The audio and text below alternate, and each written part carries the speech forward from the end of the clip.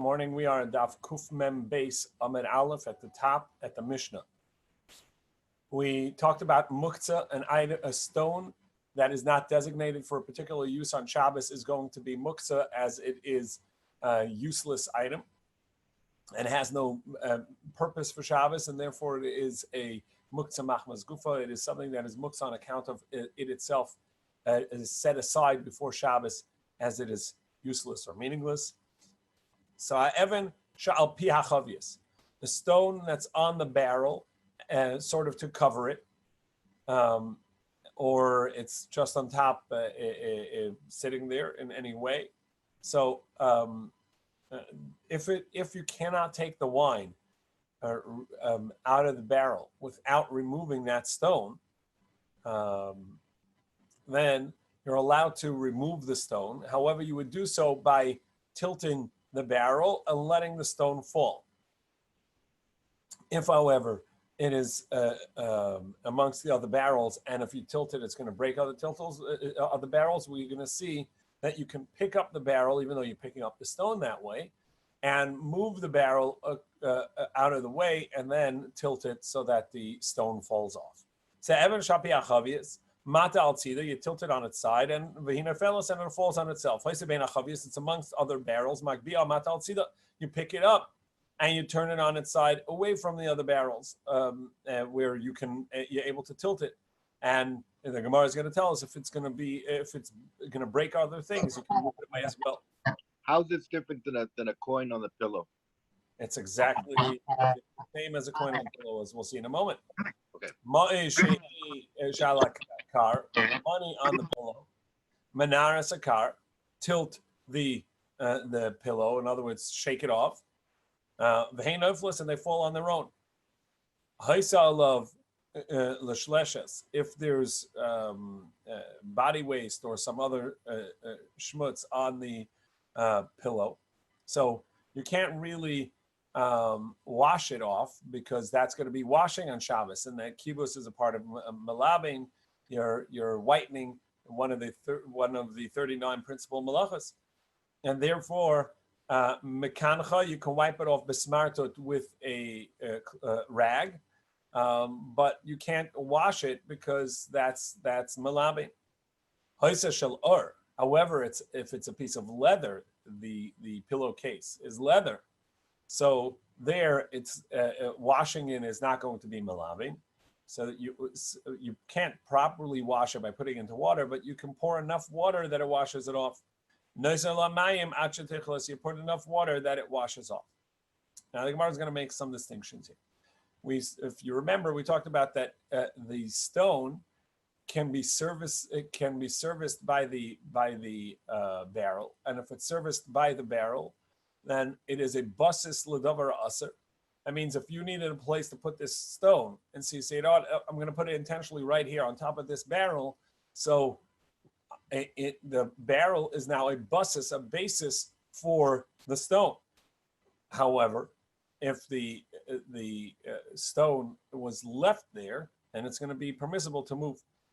This is distinct from the Gemaras earlier, which seemed to indicate that even if you intentionally put it there, but if you put it there for the purpose of the barrel, then it would be permissible to move it because you put it there for the barrel, so the barrel is not null and void and servicing the stone, but rather the stone is servicing the barrel by covering it. And so then it wouldn't be a basis, and that is the halacha. But Rav says over here that the idea is it has to be that you didn't make it a basis, that the barrel is the base for the stone, and therefore it has to be that you forgot it there, or as we mentioned earlier, it's there to service the barrel, and not where the barrel is servicing the stone. You needed a place for the stone, and you put it there. Amar Avuna, Amar Rav l'shana elo b'shecheach. That's only if you forgot it there. But if you needed a place for the stone and you decide to put it on top of the barrel, so then the barrel becomes secondary to the stone, and it itself also is a muktzah. So if it's amongst other barrels, so you can't just tilt it because barrels are in the way, so you pick it up and tilt it, but that's only if it won't break other things, as we'll see. But what we have over here is that you're picking up the barrel with the stone on top of it. So essentially you're picking up the stone. And yet, that's better than actually picking up the stone and removing it.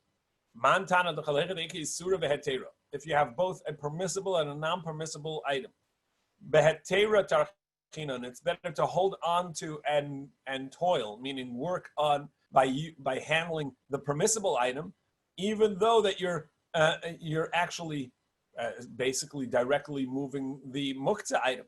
But bisura letachina, but you wouldn't directly handle the prohibited item, meaning holding on to the stone.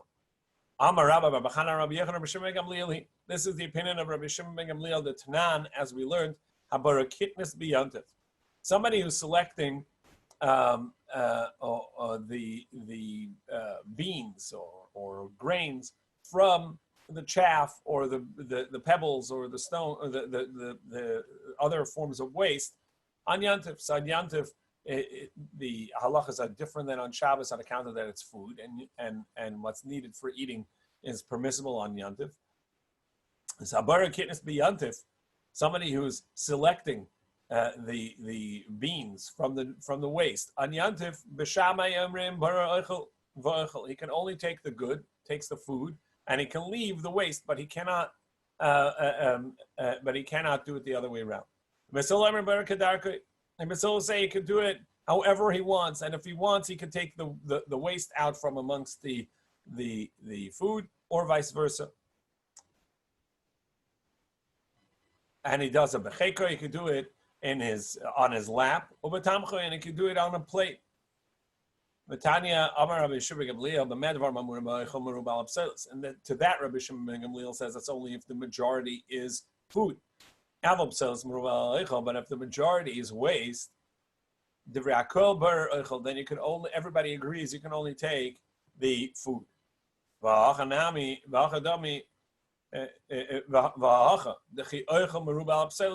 So to over here, the food is more than the waste. You have a barrel and you have the stone, and we say that you cannot take the stone itself. You have to handle the food rather than handling the stone. Because you cannot get the wine unless you first remove the stone.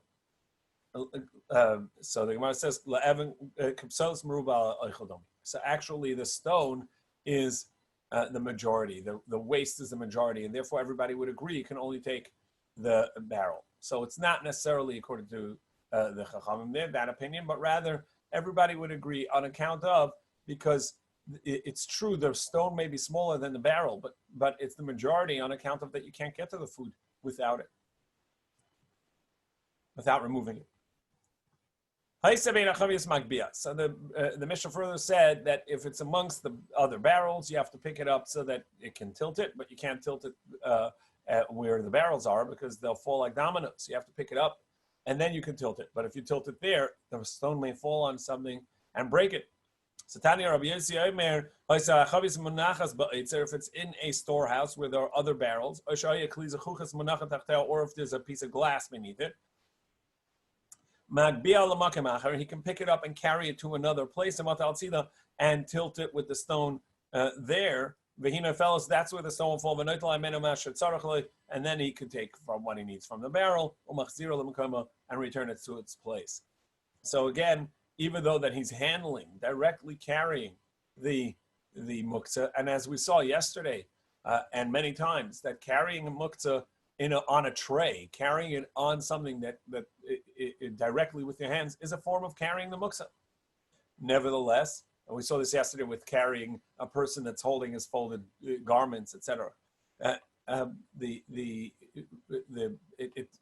directly counts as you carrying the muktzah. And nevertheless, over here, because you have no other way of removing it, you can carry the barrel, but not directly the stone, to another place and then tilt it. Moy shalakar. So I have money on the pillow. And again, we're going to say this is forgotten there, because if it was intentionally put there, then the pillow becomes a base for the money. So that's only if he forgot it. But if he placed it there purposely, it becomes a basis for a prohibited item. That's only if I need the pillow itself. But if I don't need the pillow, I need the place of the pillow. I need to be able to remove the pillow to another spot. So I don't have to knock the coins off. I can just pick up the pillow with the coins and carry it to another place, because knocking the coins off is not going to help me. I still have to move the pillow. So if I have to move the pillow, I may as well move it with the coins on it. That's only if you need the pillow itself. But if I need to remove the pillow because I need the space beneath it, so then I can move it with the coins on it, because after all, there's no gain in dumping the coins off. I need the pillow away. So I asked before, but I just want to mention that you could see that I didn't read ahead, which is I should get a star for that today, because I didn't read ahead. But the second thing is, we've seen this thing with the coin on the pillow a few times already in this Masechta. So what is the difference between that case and the case of the rock on the Chavit? I don't see any difference. It's like the same. It's like the same din. Why the repeat? I mean, if it's what's the chiddush of the rock on the Chavit versus the coin on the pillow?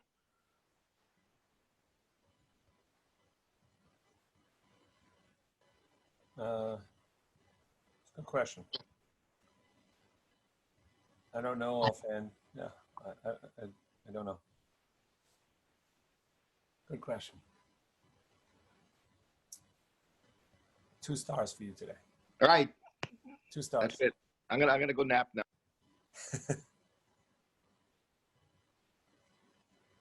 Yeah. Maya Sha'al Hakar. So in our mission, it said there's coins on the pillow. So you shake it off. Amar Bishaya shachacharna ki bechotzer meniach le kikar atina k'metaltala. Somebody forgot a satchel in his courtyard. So how's he going to move it? So it's a muksa. It's got muksa items in there, or it itself is a muksa. So he's going to put a piece of bread on there, and then carry it as the tray of the bread, or put the baby on there and carry the baby on it or in it. Amar Rabbi Yitzchak, shacher leveina b'chatzer. He forgot a brick in the courtyard. Similarly, you could put a child on it and carry it as sort of like the seat for the child, or bread, and it's like a tray for the bread. You can move it. So this is a way to move a muktzah item when needed by putting something on it. That's what this statement of Rabbi Shaya says.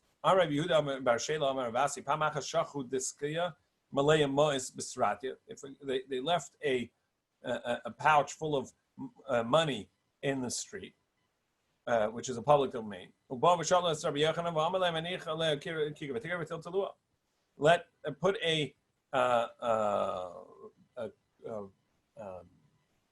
put bread or a child on it and then move it that way.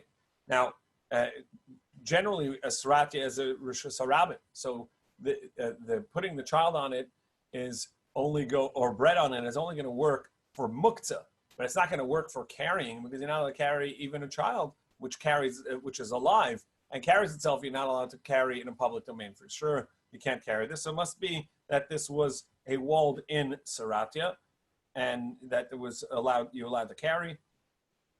And so, or Rashi says over here that it's to carry within 4 amos, which is permissible, which is prohibited midrabanan. It's a d'oraisa prohibition only if you carry beyond 4 amos. So within the 4 amos is a rabbinic prohibition, and the Chachamim allowed you to do it in this case on account of the need. Rashi also points out making a mechitza of humans. You can make barriers by human. This is Gemara and Erevin. We're not going to get into that. But the question over here is that this doesn't fit the rest of it where we're talking about muksa. And here you have a oraisa of carrying a Torah prohibition of carrying in a public domain, because that's what a saratia is. In any case, but the same concept was used where it was that which we couldn't move was used as a chair for a child or a tray for bread, and then it was moved.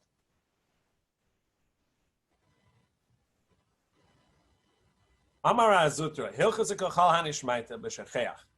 halacha is like all of these halachos in regards to if you forgot it in a public domain, but if you forgot it in your courtyard, or you left something on it by mistake, but if you put it there intentionally before Shabbos, so then you can't move it even with a child or a bread. Ravashi says no. Even if you forgot it there, you can't do this. This is not permissible to move a muktzah by turning it into a tray for your bread. And the only time they said this idea of using it as a tray is only when there's a deceased person, and the deceased person is muktzah, and you need to move it for the dignity of the deceased to move them out of the sun or whatever it may be. And therefore, there you're allowed to do it by putting something that needs to be moved on them and moving them that way because of the great need and the dignity of the deceased. But just in general, because you have your pouch in the middle of your courtyard, so you want to move it, so you're gonna and it's muksa, so you're gonna put bread on it. That doesn't work. Abaye manach kapa kipi. Abaye put a spoon on top of a bundle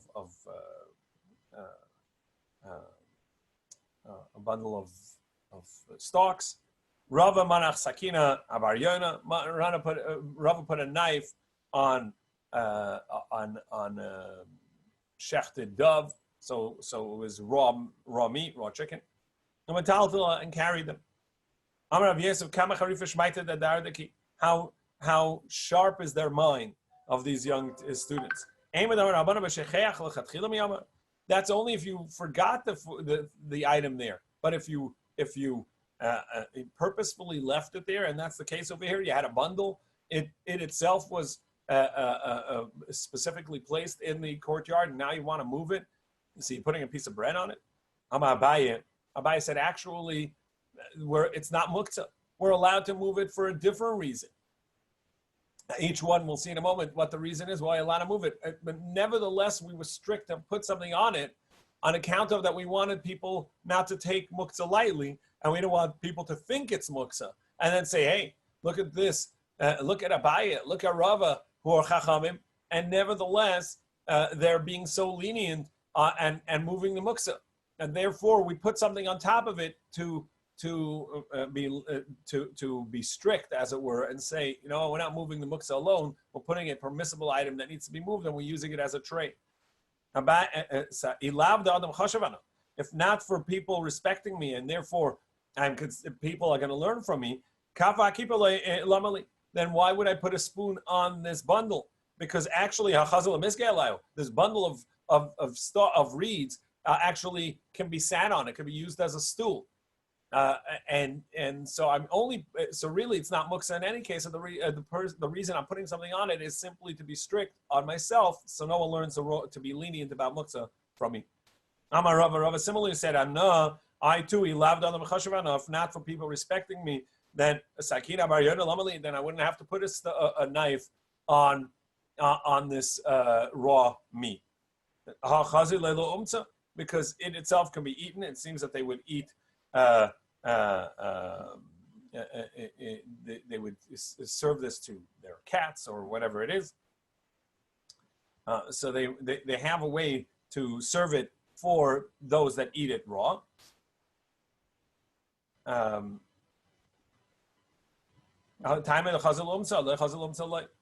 So what we say is that Rava and Abaye were both saying it's only because it is usable, and that's why really it wasn't muktzah in any case, and they put something on it just to be strict upon themselves, so no one learns to be lenient on muktzah on account of them. Then when it says, okay, so this raw meat, raw chicken, or dove was on account of that it was edible raw, at least to an animal. Therefore, it was permissible to move. Lememra, the Rava Rabbi Yehuda. So you're saying that Rava follows the opinion of Rabbi Yehuda that says that it will be muktzah otherwise.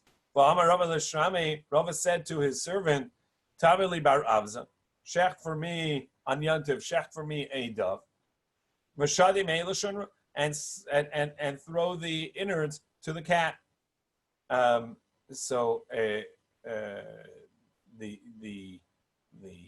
animal is not, it's not ready for human consumption, and yet he was moving it on account of that it's worthy for animal consumption. And yesterday it was not made for animal consumption. Yesterday was for human consumption, and so we see that even though that it's considered a muksa because it's not usable for human consumption anymore, and nevertheless he's moving it. So there it says the reason is it goes bad, and so you intend to give it to the cat because otherwise it'll become smelly. And that's logical. The Rava Rabbi Yehuda Svirale, that he follows the opinion of Rava. The Darash Rava says, you shouldn't go into a fire, into the wood storehouse to take kindling, you want to use the kindling for a spit or for something else. So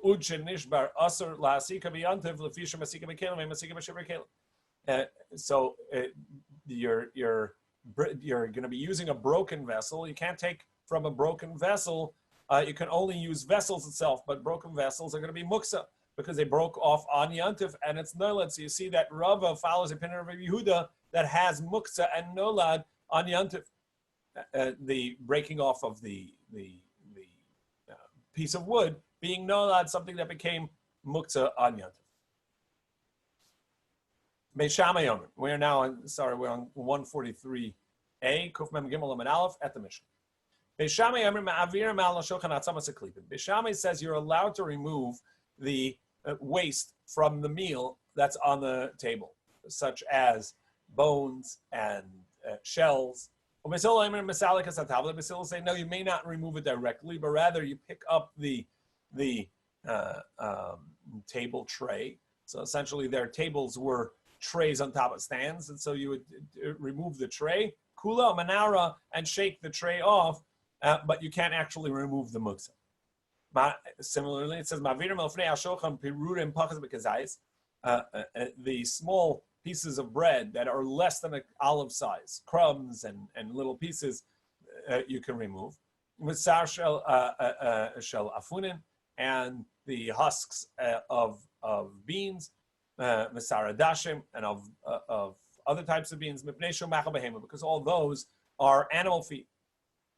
And so this is all a muksa. And then we go into schita, squeezing out a cloth that would be extracting the liquid that's in it, which is similar to dush, which is threshing, or squeezing out juice from a fruit, which is the concept of threshing, when you take the juice that's trapped inside the sponge and extracting it. So svog, you have a sponge. So how do you use a sponge on Shabbos? If it has a handle made of leather, or any type of handle, so then that handle is means that you can move the sponge without squeezing, so that you're allowed to move it. So you can use the sponge because you can do so by moving it lightly. The imlav, however, if you have to grab onto the sponge itself, so then it's impossible that you're not going to extract some of the juice, some of the liquid. So you cannot wipe with it. Benkach or benkach, either way, nitel b'Shabbos ve'enu mekabel tuma. Either way, you can move it on Shabbos when it is dry and it's not susceptible to tuma, regardless of whether it has a handle or not, because it is not a sackcloth. It's not a proper vessel.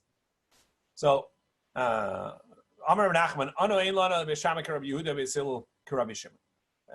Rabbi Nachman says actually the text in our Mishnah needs to be reversed, and that's the way we have the Mishnah, that Beis Shammai, the ones that are strict and say that there is muktzah, and therefore you cannot remove the shells and bones from after the meal directly. You have to shake off the tray. And Beis Hillel, the ones that say you may move it.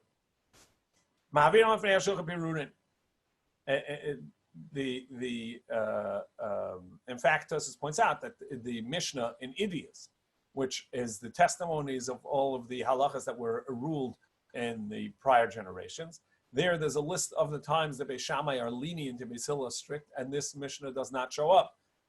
So Rav Nachman, so in Idias we see that the text originally is like Rav Nachman, that this is a leniency of Beis Hillel as opposed to a stringency of Beis Hillel, which is the less common occurrence. You can remove the smaller pieces of bread, even though that less than a kazayas, even though crumbs, and so it may be considered waste. This proves Rabbi Yochanan, because you're not allowed to waste crumbs and bread, even if they are less than an olive size. You can't destroy it by hand, and therefore it is not muksa because you would feed it to the animals.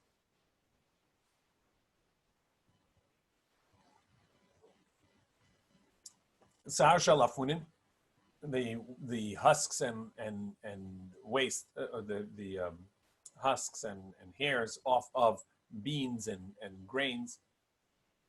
So those are animal feed, and therefore you're allowed to move it. So Mani, whose opinion is this? Rabbi Shimon, the Leslie Muksa. So Rabbi Shimon says that there's no Muksa, and therefore you're allowed to move it, because if it's according to Rabbi Yehuda, then we're going to have the same problem we had with the meat. And according to Rava, yesterday when Shabbos came in, this was not animal feed; it was human. It was set for human consumption. And now it's waste of human consumption. True, you can give it to an animal, but at the onset of Shabbos, it was human feed, and today is given to animals, so it should be muktzah because it's no longer human feed. Ema seifa sfoy. Well, then let's look at the second part of the Mishnah. So you're saying this is according to Rabbi Shimon. Well, look at the second part. And a sponge, if it has a handle, so then you're allowed to wipe down with it. But if not, you may not wipe down with it. Why? After all, you're not intending to squeeze out and extract the liquid. You're just trying to wipe down the table with it. And by mistake, you're squeezing it. So you should be allowed to, and you're just squeezing it in order to hold the sponge, then it doesn't slip out of your hand. So also Rabbi Yehuda. So must be the reason it's prohibited to be used on Shabbos is according to Rabbi Yehuda, who says that even though you're not intending to extract the liquid from the sponge, nevertheless, it is prohibited. The Amar Damashan Maskaban Aser. Gemara says no. Even Rabbi Shimon would agree that this is prohibited. Now, because both Abai and Rava say, Rabbi Shimon Pesik Resha. Rabbi Shimon would agree by a Pesik Resha, by where it's cutting off the head and not wanting the chicken to die. Right? So the same here. You want to grab onto the sponge, but you don't want the extraction of the juices of the liquid. You can't say that because it's impossible to hold a sponge and grab onto it without the liquids coming out. So it's like a psik reisha v'yamas. It's absolutely going to happen, and therefore this act is attributed to you. It counts as your action and intent, and you are chayiv. It's going to count as your action. It's interesting. This is a very practical thing for children that have, for parents of children that are still in diapers. So wipes on Shabbos essentially act like a sponge. They have a liquid in them, and the liquid is there in order to help with the cleaning of the baby. And that would be something that you're extracting the liquids like the sponge. So there are actually different opinions as to which type of wipe is the correct one to use on Shabbos. Wipes, some of them are very thin and flimsy, and they're sort of like a cheaper brand made with a very thin cloth. Really not a cloth, it's a disposable. So there are poskim that say there's nothing absorbed. All the liquid is sort of on the surface of that wipe, and really there's no there's no problem using that on Shabbos because you're not squeezing anything out, even though in actuality you do want the liquid that's there, but you're not squeezing it out because there is no in. It's all on the surface. This is similar to the wipes that the stores are giving out for wiping down the cart handles.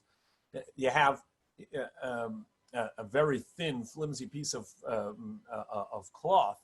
It's really, I mean, you couldn't call it cloth. It's just like a synthetic piece of material, but it's very thin, and all the liquid is really on its surface. It's not absorbed in there, and you're wiping it down without squeezing anything out. So that's one opinion. That's the best one wipe to use on Shabbos. And the others say no, that there you're getting the liquid out. It's better to use the thicker type and not squeeze, just gently wipe with them, because there it's not certain that it's going to remove the liquid from what's absorbed in there. I'm sorry. I'm assuming the malach is mefarik, not kibus. Yeah, there's no washing on no kibus of whitening, a person, Right.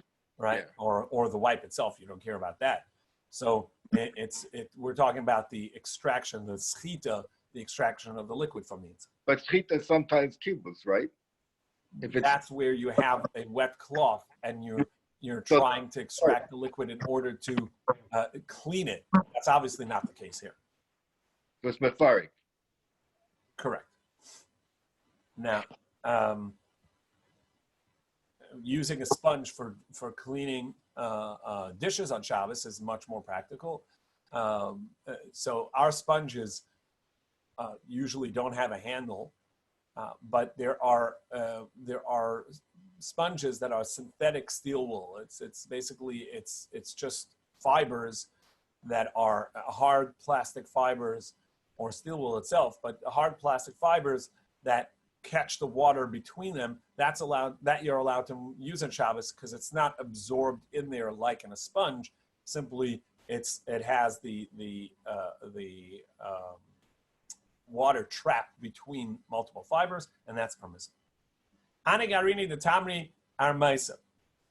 So pits from Aramean dates, sharatil talidim. Those you're allowed to move on Shabbos because the pits are animal feed, and the dates themselves are really not great for human consumption, and therefore from the onset of Shabbos you think about it as animal feed as well, and therefore that you can move the pit because from the onset of Shabbos it was already animal feed. Because even the mother, meaning even the primary, which is the food, the date is also a fine animal feed. But the Persian dates, which are much better, then you cannot move the pit because the Persian dates you would never give to the animals. These are better dates, and they're only for human consumption, and therefore you're changing and creating a animal feed with the pit, and therefore it's going to be muksa. You cannot move it on Shabbos. Shmuel matatul agav rifta, but Shmuel would move it together with bread, and then would move it and bring it to the animals. Shanam Shapaz Simon, and this is Shmuel according to his opinion elsewhere. Shmuel tamei damar Shmuel le'sadam kol pass, that you're allowed to use bread. Shmuel says you're allowed to use bread as a utensil for something else. Rava, and some say over here that this is Rava, matatul agav lekana damaya. He would put it on top of water jugs.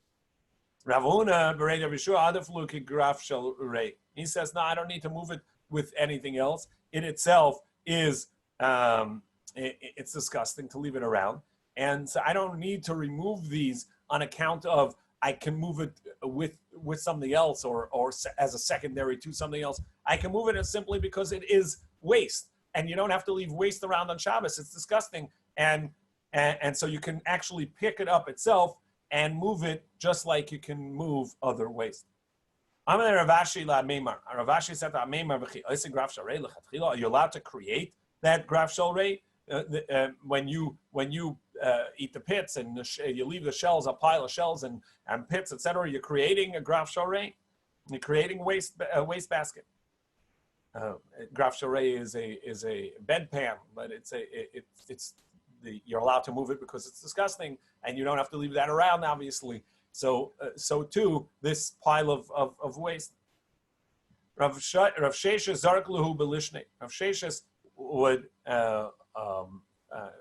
put the whole date in his mouth, and then when he had the pit, he would spit it off to the side. So this way there was no pile of waste on the table. That was, I guess, not a graf sholrei to have a pile of waste on the floor. In our society, obviously, that would be a problem as well, and we'd want to clean that.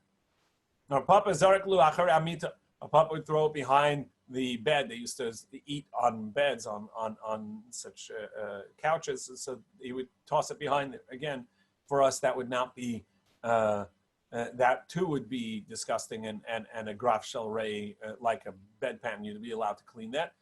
So it wouldn't have gained anything by tossing that, but that was not their culture. It is said about Zachari ben Avkulas,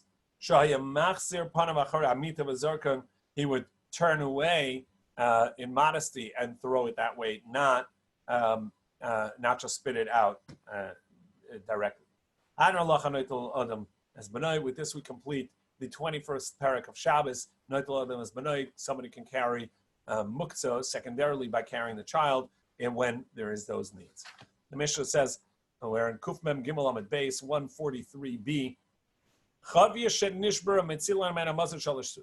We saw this earlier in the Masechta, that if you have a barrel that breaks, you can bring many vessels and save up to 3 meals out of the barrel. So you have a jug full of wine, a barrel full of wine, and it cracked, and the wine is dripping out.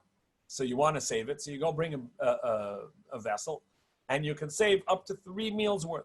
And he can tell other people, come, my barrel is leaking. You could bring as much as you want and save for yourself as well from here, because it's going to go to waste otherwise. But you may not put a sponge or something absorbent there. And then you're going to squeeze that out into another vessel, because obviously squeezing is prohibited, because you're extracting the juice from within the sponge. And so even if you don't intend to squeeze it, you're just going to put it there to absorb the wine, and then you're going to take the sponge as is and put it into a jug, that you cannot do, because you may end up squeezing it out. Well, and now we get into the primary squeezing. You may not squeeze fruit to extract its juices. And even if it extracted itself, in other words, it got squeezed, and some of the juices are oozing out, you may not benefit, you may not eat those, because there's a concern that if you're drinking the bit of juice that came out, you may end up squeezing the rest of it. If, however, these fruit are made for food, so I think lemon juice, where a lot of the lemons that we squeeze are onto food. It's into salad, it's onto salmon. It's not made as a drink itself, even though you could make lemonade. But generally, there's a typical usage of putting it onto food directly. So there you may use the juices, because you don't want them squeeze them unless you actually need it, because otherwise it goes to waste. But if the intent is for the juices as a drink, then it's prohibited. Chalas dvash, honeycombs, shariska me'er Shabbos, that you crush them before Shabbos in order to extract the honey. v'yotza me'atzman, and then the rest of Shabbos it continues to ooze out. Asurin, they are prohibited, because you may come to extract it on Shabbos. And the Chachamim say, Rabbi Eliezer says it's permissible. On account of that, since they already, the honeycomb, the wax has already been squeezed, and the honeycomb is just, the honey is just dripping out, so you're not going to squeeze it anymore. You're not going to try and extract more. You're just going to let it ooze. So therefore, Rabbi Eliezer says there's no problem, and we're not concerned. Tana leyispag b'yayin v'leyitapech b'shemen sh'leyasek derech she'oseh b'chol.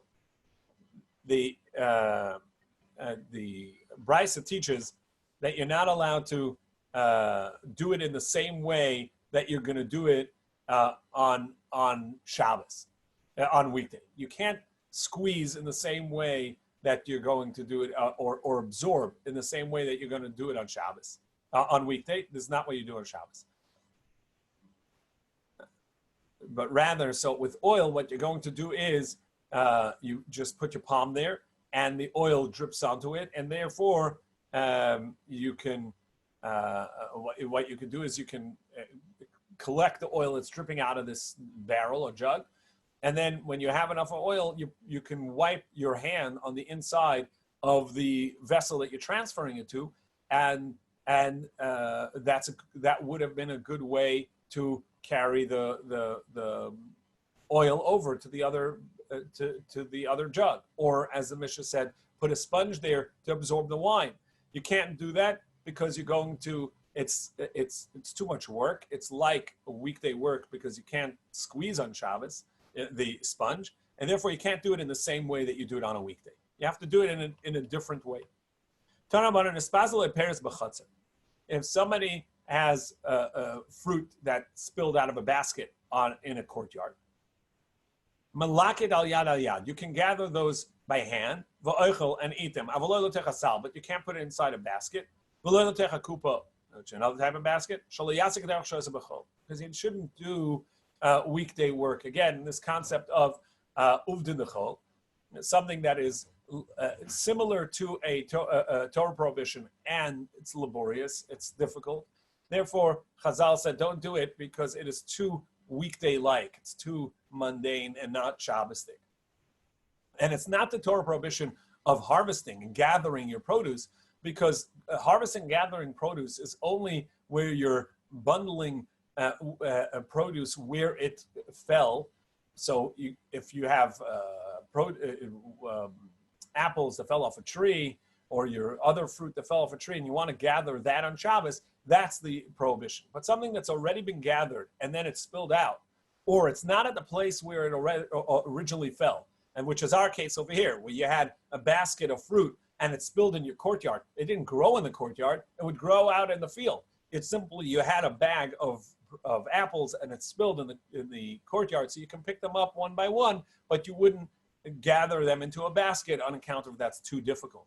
How much is too difficult is a discussion in the halacha. We're not going to get into that, but the concept is that since it's too difficult, it's not Shabbos-dik, but it is not the Torah prohibition of gathering your produce, because that's only, again, where it's never been gathered and it's at its original place where it fell off the tree. Tomorrow, B'ez Hashem, we will begin with the primary concept of squeezing fruit for the juice, schita, and see which produce is the Torah prohibition and for which produce it's a rabbinic prohibition. Shkoyach, have a great day. Approx, make it a great day. Okay.